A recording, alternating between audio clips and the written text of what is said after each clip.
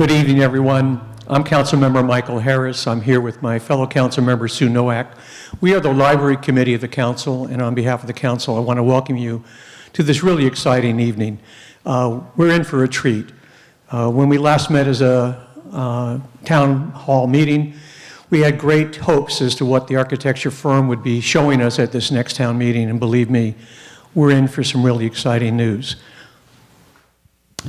I just wanted to comment, this is my first time sort of being in such a large project from beginning to end. And I just wanted to note how much time and thought and care is being given by our architects, the landscape architects, to every aspect of the library, where it's located, the environmental impact, the maintenance, the interior. It's amazing, the thought process. And Michael and I are probably only in a third of the meetings, but to me it's just been so impressive how much time and effort has gone into this to make every little thing right. So just as we go through these things, realize that we have spent hours and hours and hours thinking about this stuff and really taken in the feedback we've gotten to date, and want some more feedback so that we really make sure we get this right. I also want to thank our staff, who's been an integral part of working with the architecture firm. They've done a yeoman's job. And you will have an opportunity, if you looked at the agenda, to give us some input. We're looking forward to hearing your thoughts on the new library. And if you don't want to do it now, certainly there's an opportunity to send us a message via email and let us know your thoughts on the library. I'd now like to introduce David Andreni, who is the lead on this project from Bolin, Sawinski, and Jackson, better known as BCJ, because I keep mispronouncing Sawinski. David is going to introduce the rest of the folks from the architecture firm and lead us through a presentation, after which we'll have an opportunity to get your input. And I've seen this presentation, and it's exciting. I just hope you leave tonight as excited as I am about the prospects for our new library. David.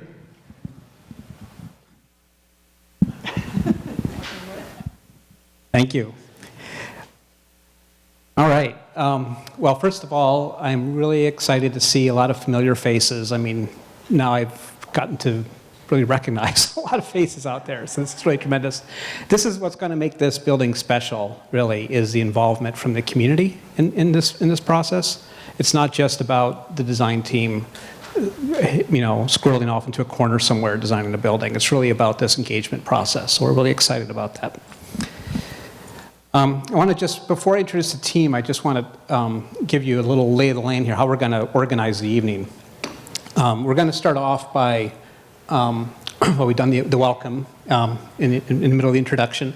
We're going to do a presentation, a design presentation. It's going to be 45 minutes or something like that. We're going to go through a lot of material pretty quickly because there's a lot that's been developed.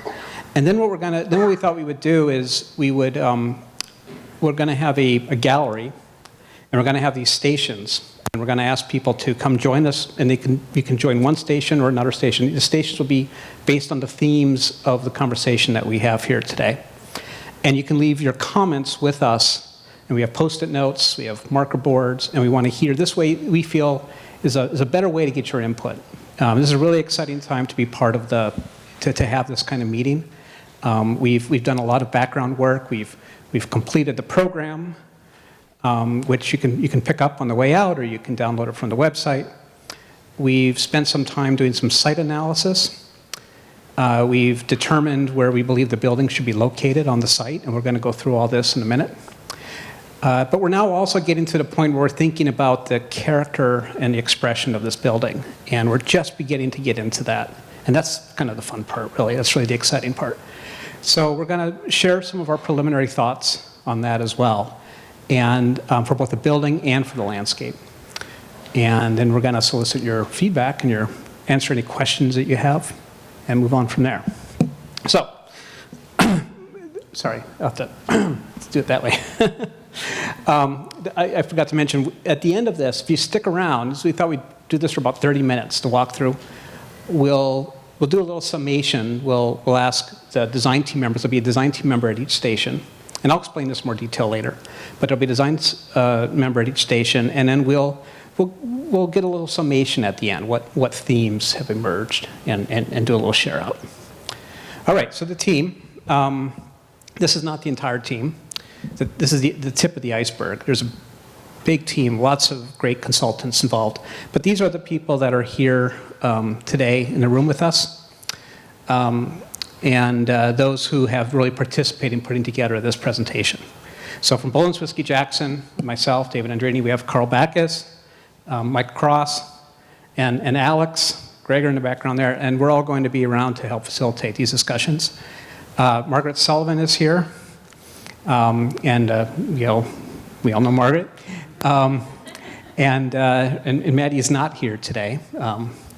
And then we have Sarah from Anglo Kill, and she will, and again, Rebecca's not here today, but Sarah is, and she will facilitate the discussions about the landscape design. It's not just a design team, and it's not just the consultants. The other part of the team, if you will, is the community. We've done a lot of interactions with this community. We had 2 town hall meetings. We had more than a dozen focus groups, focusing on different user groups. We've had a variety of different kinds of surveys and other ways to get input. So we really try to cast a wide net to try to capture as much input as we can from as many angles as we can. And the outcome of that is we've begun to form the basis for what we believe is the really great starting point for thinking about what this community needs in the community and desires in the community, and has formed the basis of our program document. We're going to go through these. This is the design presentation here, and I'm going to ask each of the team members is going to come up and do a little piecemeal. But I just want to give you just a really brief update of where we are, in case you're wondering about that. So we're in the process what we call schematic design. That's the phase that we're presently in. We've completed the programming. In between the programming and the schematic design, there was this other site analysis work that we did. So now we're about halfway through schematic design, which is where all this stuff is starting to get interesting. After July 16th, I believe is the right date. July 16th, there will be an update, a presentation to the City Council. So we're going to continue to develop this design based on feedback and based on the work that we do with the steering committee. And at some point, and then during the summer, we're going to finish schematic design. We're going to move into design development. Design development is where we start getting to the nitty-gritty of the design. So, as mentioned last time, a window, schematic design, we figure out how big is a window, how's it configured, where is it? Design development is where, what kind of glass do we have? What's the performance? What kind of frame? So that happens in design development. There will be a town hall meeting. I think we thought September is what we're thinking about. And that's where we're going to start seeing, you're going to start seeing the impact of sort of your influence up to this point, and start seeing some more detailed discussions about the design. What you're going to see today is very preliminary. So with that, I'm going to bring up Margaret, and she's going to, I have another microphone here somewhere. Here it is. Okay, yeah. So, am I going to? You can click away. Can y'all hear me? I don't want to be too loud. So I always get anxious before a presentation, even though I know many of you all have seen me present before and probably can't believe that. But what's so wonderful when I come back into a room like this one is it's like old home week. So it's wonderful to see so many familiar faces so that we can update you on our progress. A library truly is a gift to the community, and what has been so rewarding about the programming and visioning work that we engaged in with you all is it is a creation for and by Pleasant Hill. And you told us what you want the library to be striking, timeless, innovative. And you told us, this is it, striking, timeless, and innovative. And then, most importantly, you told us what you want to do. Not just what you want to do, but there was such a gracious generosity around, we want our community to have a place where they can enjoy a multitude of activities in the new library building. And so what we do when we start, I was thinking like when we start making the sausage, but that didn't sound as enticing as something else. When we start making the candy, we start designing around the activities and programs that you all will be doing in your building. So remember when we talked about it's not a warehouse for stuff anymore, it's a place for transformative experiences. This is what it starts to look like in our design process when we start to put the pieces and parts of the components together to create these intentional experiences for the successful learning outcomes to ensure an elevated customer experience. And then we start thinking about what do the adjacencies look like when we want to design a space for storytelling in all of its vibrant forms. What do we want the entry to feel like that's gracious and welcoming and feels like the best bookstore in town, the best cafe in town, your first choice for the third place in Pleasant Hill? And what do we want it to look like when we honor those messy makers? Who are the messy makers in the room? To have that seamless experience among the digital technology zone, the outdoor maker yard, and that project-based learning center that isn't tucked away behind the books. So we start to think about how do we create those adjacencies for your experiences to flourish in the space. And then it all comes together in this fabulous diagram that is the foundation for the architecture. And so we really are designing a public library from the inside out, and then we get to the site. So Michael, to you. Okay. So concurrent with all of that great and exciting thinking about what's inside the library, we've also been looking at the site, analyzing the site, looking at all different aspects of the site and its possibilities. So when you start placing all of that program on the site, it starts to work with the site, take advantage of any natural features that are desirable, and placing things in the right locations. So here's our site right next to the current library site. It's currently an open field. We call that a greenfield site, and what's exciting about that is the possibilities are very open. There's not an existing building there. It's completely open. We have the space we need. So we've thinking about the pathways that exist in Pleasant Hill and really taking advantage of pedestrian paths, vehicular access obviously being convenient, pedestrian access. There's an existing East Bay mud path along Grayson Creek. And so on our site, Grayson Creek is to the east, Oak Park to the south, and Monticello to the west. And this creek is really the most desirable natural feature of the site.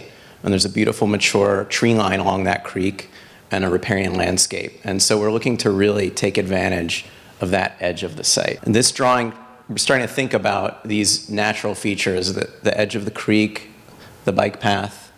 There are amazing views to Briones, to the east actually. Everybody tends to think about the view to Mount Diablo, but there's also a great view to the east. West, sorry, right, west. We're thinking about the sun path around the site, the morning sun coming from the east to the south, high sun in the summer, and then the late afternoon sun from the west. And really thinking about where the outdoor spaces are adjacent to the building and making sure they don't get too hot in the summer. So we looked at 4 different locations for the building on the site and how the parking was going to relate to each location. And taking quickly through this, this first option placed the building along the creek. The second option placed it along Monticello. The third was a corner condition with the building arcing from the creek down to Oak Park Ave. And then what we call the Oak Park scheme parallel to Oak Park. And they all have pros and cons, which we'll go through, which will lead us to the decision that we've made to move forward. We went and staked out each of these locations on the site with balloons. We were there with the steering committee and had a great afternoon walking the site and trying to visualize each of these locations. And yes, that is Councilman Harris up in the high lift. You can see the tree line of the creek right here and the possibilities that that presents, which Sarah will talk about a little bit with landscape. So the pros, first the creek scheme. Some of the advantages, obviously the largest one being that long edge of the building facing the creek and having that view. A lot of the buildings away from the Oak Park traffic, which is nice. And there were some cons that were presented, a large one being the west sun in the afternoon really heating up the building on the west side. And any entry area or drop off was going to be really quite warm, especially in the summer months. And from an energy efficiency standpoint, this is not a very ideal orientation for a building, because you get a lot of the building heating up in the morning and in the afternoon. The corner scheme has some of those same advantages with an adjacency to the creek and taking advantage of those views. It has a bit more of a civic presence at the corner of Monticello and Oak Park, and the possibility of a pocket park here. The parking is a little more inefficient, so it takes up a little more of the site. And then inherent with an arc shape is a little more costly to build. And I think architecturally we were a little concerned that this arc doesn't really relate to anything specific where it's focusing to. But it certainly had some nice characteristics, which is why we looked at all of these actually. And then the Monticello scheme, orienting along Monticello, has some of those same inefficiencies as the creek scheme, with the long face heating up in the morning, and then the west face heating up in the afternoon. So not an ideal environmental position for the building. Some advantages were creating this open space in this corner of the site and a pretty efficient parking layout. And the creek does flood, so there is a floodplain issue. And this keeps it far away from that flood source. The other schemes can do a decent job of that as well. The creek scheme is probably the one that would have the most challenges with the floodplain. The Oak Park scheme we get to, you can see there's a lot of pros for this one. And really, what we loved about this one was it really is the ideal orientation environmentally for this building. The long sides of the building oriented along the north-south axis, or along the east-west axis. So you have short sides of the building heating up in the morning and the afternoon, and the south gets even light throughout the day. As long as it's protected a little bit, that's very ideal. The north side getting a lot of daylight that's not direct. So a very ideal position for the building environmentally. It also is able to get that east side of the building has great views to the creek. So we can take advantage of a lot of what we liked about the creek scheme with this scheme as well. So the energy efficiency, the cost efficiency, it has a very efficient parking layout, which opened up a lot of outdoor space around the building. The building's outside the floodplain, and it allowed a lot of ideal program adjacencies in the building as they relate to the site. So service access along one side on the west with a maker yard, and then a lot of the quiet adult spaces on this end really taking advantage of that view to the creek. The one con with this scheme, there weren't many, but was really getting clear pedestrian access up to the entry from Oak Park. So that's a challenge. That's something we're going to be taking consideration into with that one. So with that, I think David will talk about some of the other attributes of that location. Yep. And go from there. Thanks. And then Carl's going to come up and speak a little bit about the design and the character and expression. But we thought before jumping into that, we would just sum it. We thought it's helpful to have these clear diagrams to sort of sum up some of these concepts, these design concepts that we as architects think a lot in many of the buildings that we come across, but really kind of very clearly emerged here. Oh, here it is. So, Mike spoke about the solar orientation, and the other aspect of the orientation of a building being elongated is that it's not just about which direction it faces, but if it's elongated, you minimize the east-west exposure, which is a benefit. There's also having that sort of longer shapes helps us optimize northern light, capturing the north light, and that's really the ideal light that you want for a library environment. We think about arrival and how one approaches, the view as one enters into the site. And Mike spoke quite a bit about efficiency of the parking, very important because the more efficient we are with the parking, the more convenient it is in some ways because it's easier to navigate. And it also allows us to take more advantage of the site in general for other open spaces. So that's one of the concepts that had driven some of our decision making. The idea of a welcoming entry. What does it feel like when you walk into the library? Do you feel like you walk in and then see the vestibule and leading you out the door again, or do you walk in and feel like all the spaces are kind of opening up around you? And as you can see, we were sort of pushing for the latter for this particular library. Again, the long shape, in this case, it helps separate, if you will, the more active, busy spaces from the quieter spaces. We like both. We love the idea that the library has active, busy spaces. We want children to be children. We want them to enjoy the library without a lot of shushing going on. But we also recognize that there are folks who want to come to the library for a little quiet, and to be able to contemplate a little bit or to read in peace.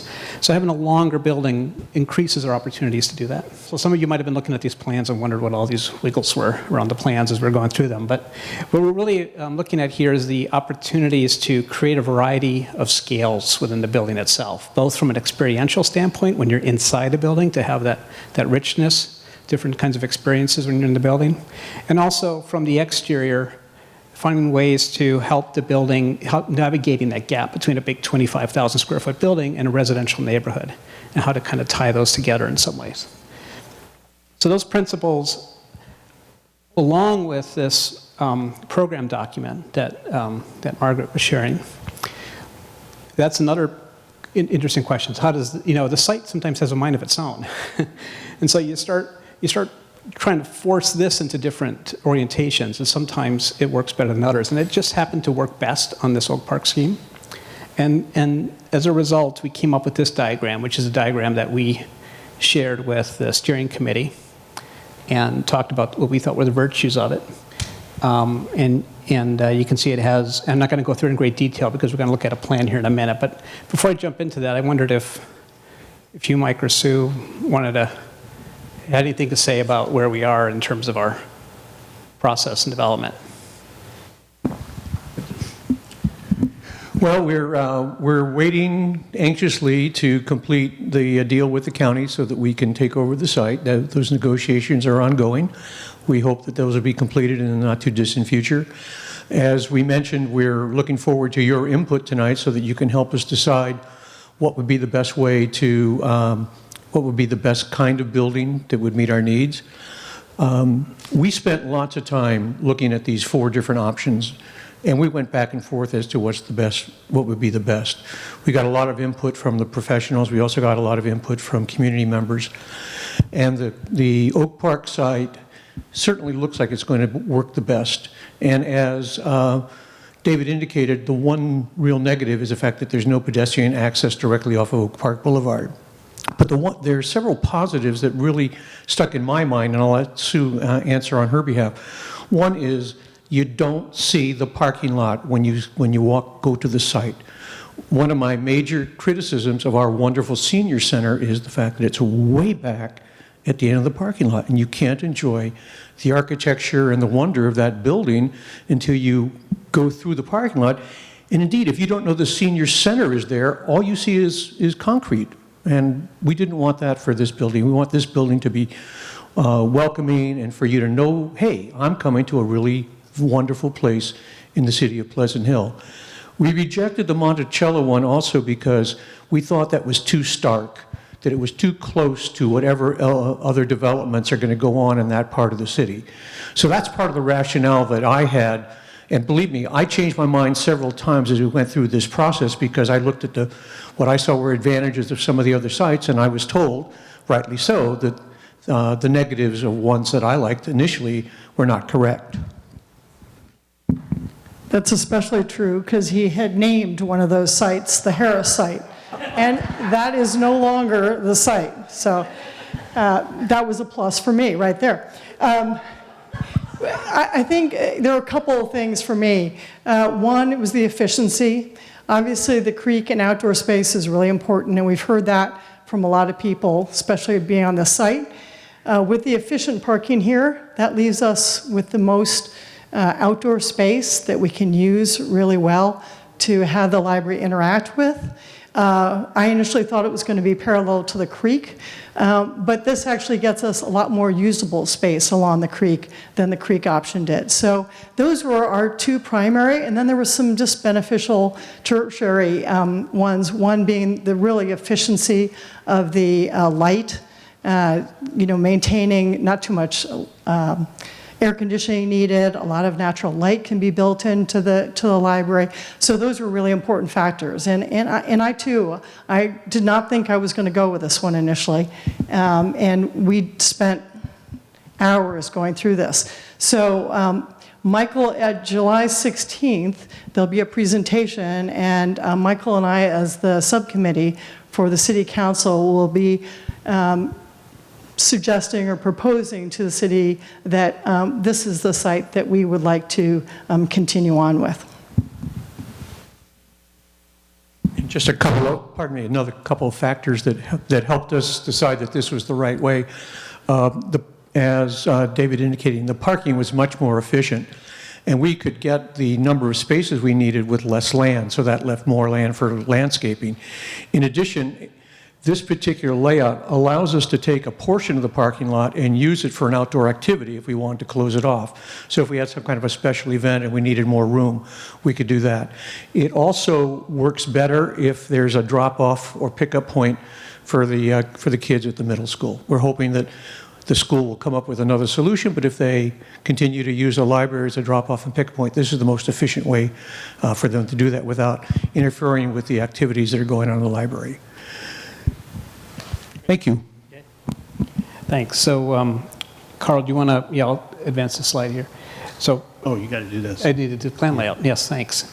Let me just share. So I'm going to go from this slide, which you've now seen for the third time. So there'll be a test afterwards, and I'm going to ask you all to draw it from memory.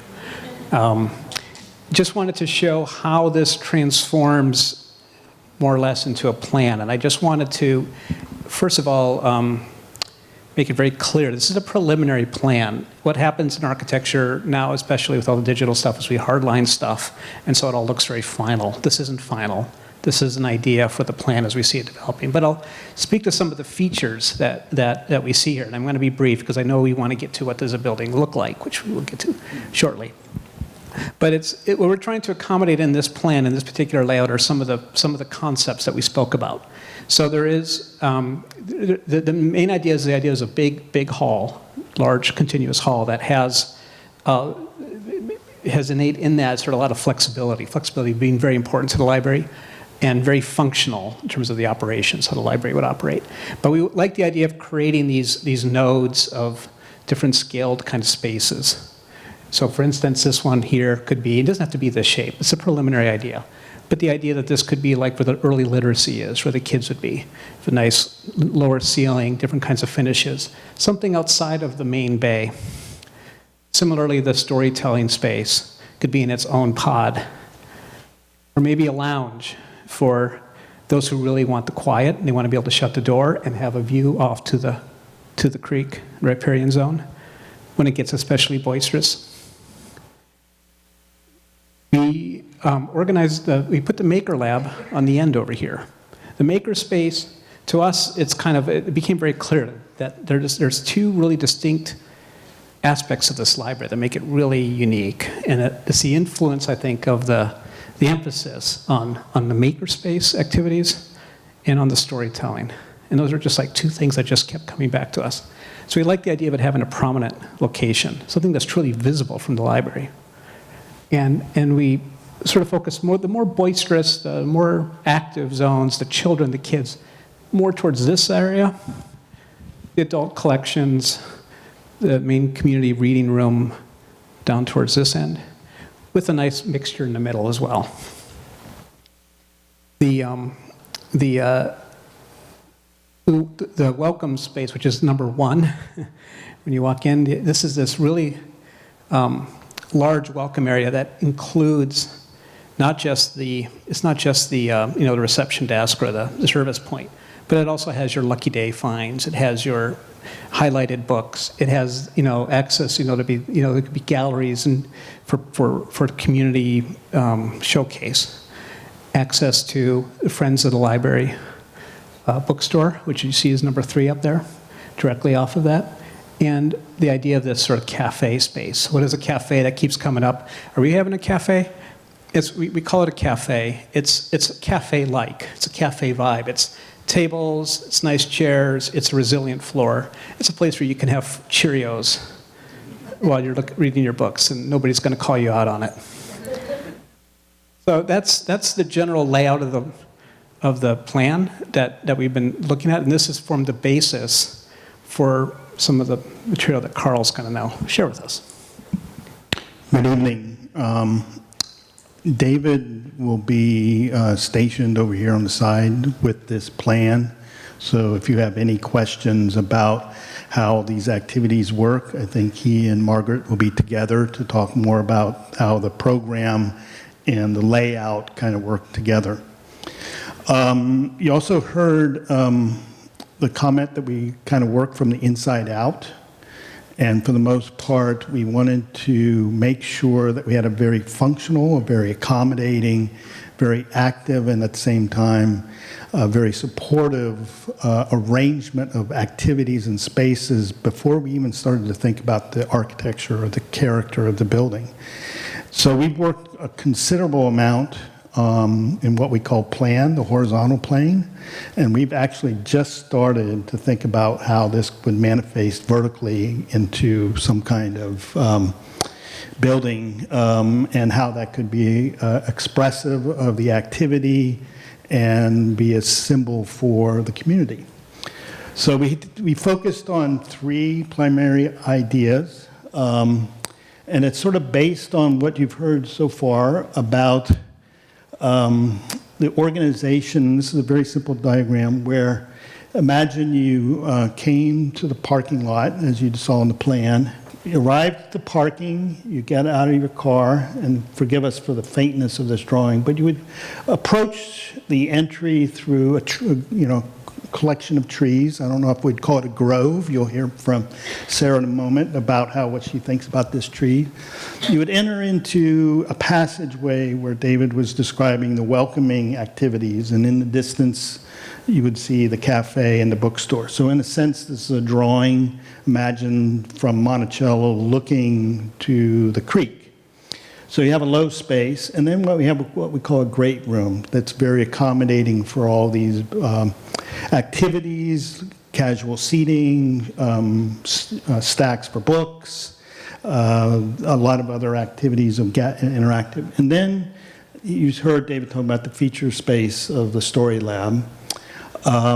And another area for landscaping to provide sort of buffer between the building and Oak Park, just enough to deal with sound, but allow some visibility to the building as you're driving along Oak Park.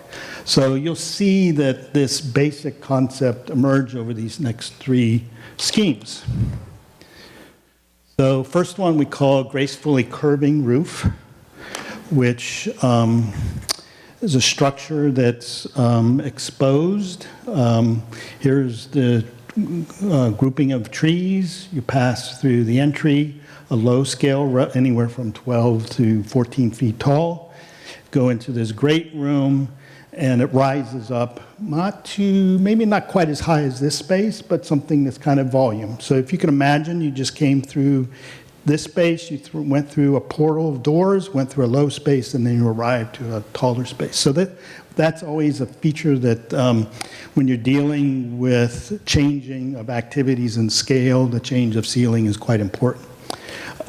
Here's the story room. Potentially it gets a little sort of unique shape, both in plan and in its ceiling configuration. More landscape to buffer the cars. And Carl, just to point out, the emphasis sliding up to the north helps to maximize the capturing north light while protecting the building from the south light, Yep. from the interior space from the south light. You get bounce light, reflected light instead. This gives you a sense of you turned from Monticello, turned into the parking lot.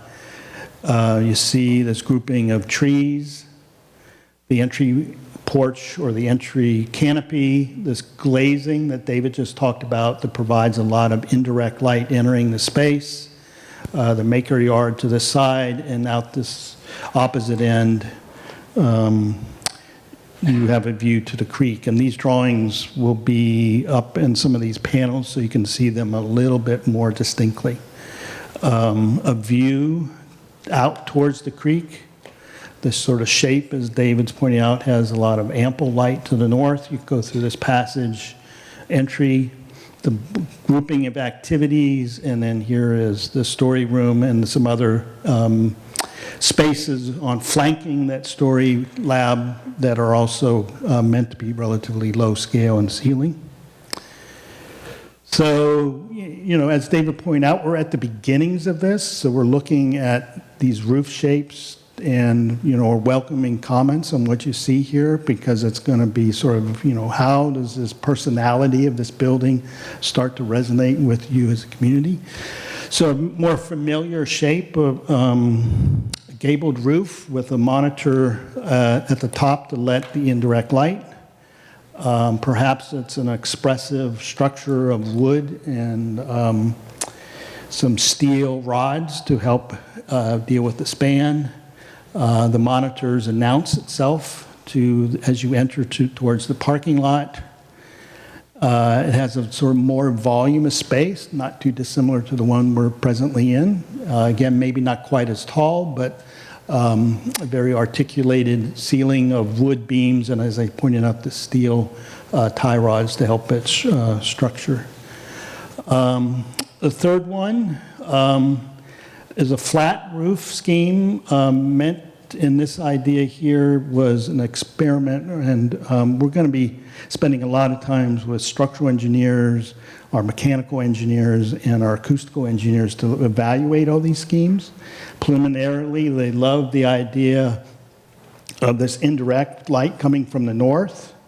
They also like the idea of possibly having radiant and flooring system and letting the air rise, and perhaps some of these rooftop elements in either of these last schemes allow for the warm air to escape and draw the cool air low. So there's some performance aspects to all of these.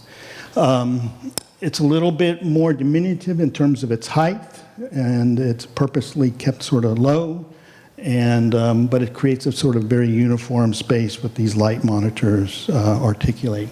So these are, you know, really early sketches for us to describe how this linear hall and these organization of these supplemental spaces support the building. Take you through a medley of projects of ours, and you'll see some of these themes emerge from some other projects we've done. So a library up in the neighborhood of Seattle, Ballard Library, you can see it has this arcing roof supported by steel columns, but mostly a timber structure.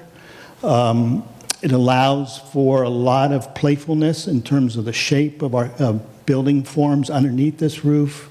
And again, a lot of glazing that allows, you know, a lot of indirect light to come into the space. Another example, City Hall down at Newport Beach, different climate, a different character of the community. Again, another structural, expressive structural roof, but this time mostly steel, painted white steel with timber as a ceiling plane. And it allows for a lot of varying activities to happen underneath. All these photos will be up, so you can look at this. This is an example of a project we did for a college in the East, an all-timber frame, again, with the structure of these rod systems supporting the pitched roof. If anyone's been to Philadelphia, we had done this Liberty Bell Center, again, a project with a timber ceiling with a steel structural truss frame. So, another example. Throughout all this, this is another library up in the Pacific Northwest, pointing out here that the attributes of maintaining a sense of scale low for not only the shelving but furniture, but above you is both light coming from a clear story and light coming from above. So we're really looking at how this building has potential of introducing a lot of daylight, not only for the experiential quality, but also for the building performance quality.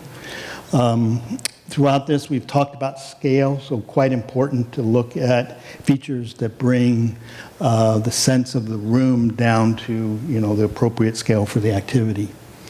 A project that's not too far from here, you're welcome to go visit Mills College, which has a medley of some of the themes. Here's a flat roof with the wood ceiling articulating the porch. It has this grand room, again, with steel truss and timber ceiling system. Access to the exterior is going to be one thing that we're going to really think about.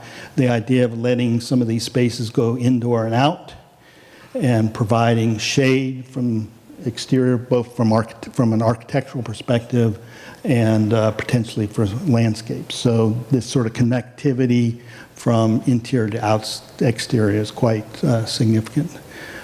So speaking of the exterior, we're going to have our landscape architect talk about some of the outside rooms.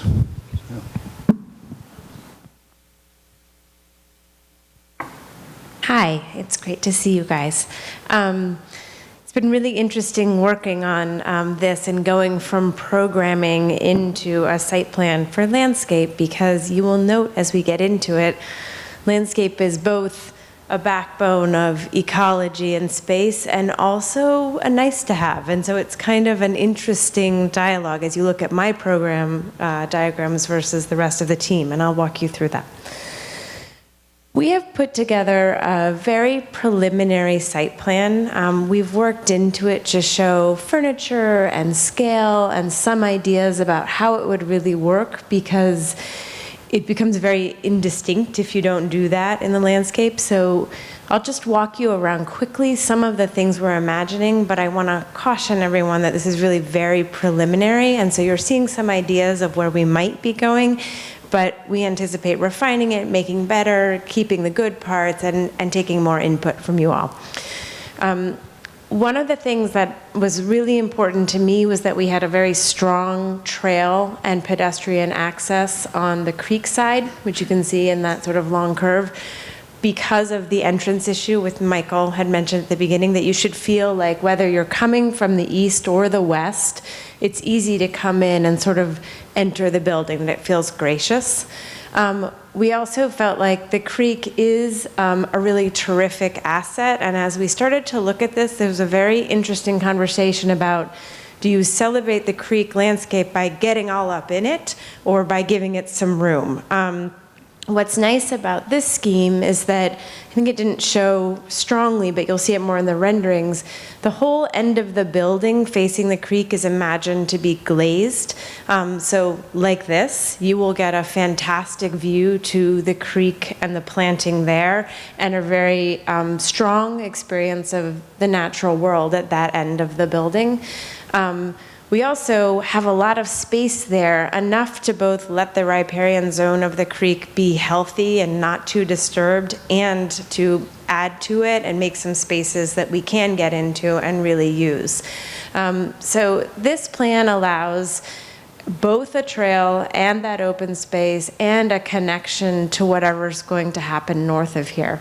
The other things that we thought about as we put this together, it's wonderful to have the proximity of parking, but you don't really want to feel like your building is actually on a parking lot. So it was very important to do something on the north side of the building that was a strong enough landscape that you felt like you were in it, not just a sort of walk-through space till you got to the building. And we've been thinking a lot about the microclimate and how hot it can be here. So we wanted that outdoor space where you might be waiting for someone to be flexible, but also to be quite shaded. And we looked at options with trellises and other things, but we're feeling like the presence of more planting and more trees, not necessarily in a grid, although it could be, would be a terrific asset in terms of the landscape. And we're also looking at how to situate the building in sort of a larger area along Monticello with some kind of new planting there, because they're redoing the road, and also along Oak Park to both allow views to the building, but also to make it feel like it's in the neighborhood and give it scale. So all of those different pieces are coming together to kind of work with the building and the site, and there's lots of particular relationships of the indoor-outdoor of the building as well. And we're feeling like it's settling in nicely. The building has what I would call a nice setting. It feels like it has ample space around it to be comfortable and direct relationships with the outdoor for program. What's interesting as you take the actual diagram of programming is most of what is the landscape of the project doesn't have a specific you will do this thing there kind of program, which is how landscape is. And so a lot of this is about situating it in the neighborhood, providing a setting for the building, providing scale, and providing ecology, as well as these very specific pieces that you all have identified in the program document. And again, this is a preliminary idea about how those things might lay out. And in many ways, the building is not along the creek, but you are noticing the landscape program is along the creek, which I think is a right decision. We've been working to kind of describe what might be a good character. So these are sections between the parking lot and the arrival at the building. And we liked the idea that there could be an alley of trees, but nothing too formal. Maybe the trees would have multiple trunks, and maybe they would be a bit eccentric if they were going to be lined up. We also like the idea that within the spaces made by those trees, you have sort of a cabinet where you can put other things, whether it's bike parking, whether it's seating and tables for working outside, and that we really want to be sure that we plant the parking lot well and provide shade and scale in the parking lot. We also looked at, well, what does it feel like then as you approach the building from the parking lot? And we felt like this view, and these are very light, but we have them on boards as well, of having this very dappled shade quality that you pass through and then enter into the building is really beautiful. Gives you opportunities to kind of quiet before you arrive. Also gives opportunities, as was told us, some kids sometimes don't make it to the end of the time when they're going to be picked up and have to wait for mom or dad outside. And so this becomes kind of a space where you can be, and it's a bit organized for that. We also have been looking at opportunities for play, and one of the things we've heard from the community is that natural play or opportunities not for a plastic play set kind of to be put somewhere, but to sort of talk to the creek would be great.